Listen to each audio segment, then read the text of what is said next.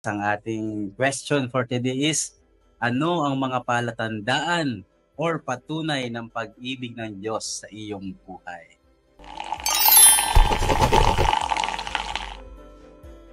At alam mo, Brother JC, napakaganda ng ating katanungan na ano ang mga palatandaan or patunay ng pag-ibig ng Diyos sa iyong buhay. At alam mo, Brother JC, sa ating gospel reading ngayon habang nagninilay-nilay ako at Mm. naghahanda ng reflection sa ibabahagi ko sa social media, hinamon doon ni Jesus ang mga tao ng kanyang panahon na naghahangad ng palatandaan, ng signs or miracles. Yes. At katulad ng mga tao noon, panahon ni Jesus, madalas tayo naghahanap ng mga tanda at katiyakan. Nagdarasal tayo ng buong puso para sa particular na resulta, umaasang magbigay ng validation sa ating mga desisyon. Mm. Ngunit inuudyok tayo ni Jesus na lampasan ang mababaw na antas ng pananampalataya.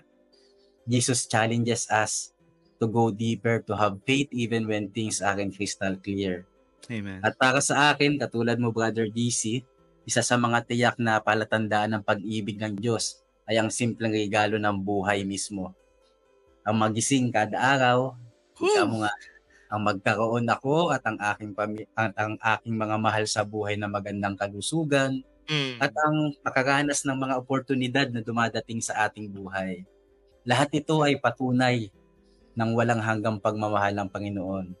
Bukod dito, habang iniisip ko ang mga pagsubok at paghihirap sa aking nakaraan, pati na Mm. rin ngayon, na-realize ko na sa pamamagitan ng mga pagsubok, natutuhan ko ang mga mahalagang aral at nagpapalakas ng aking loob.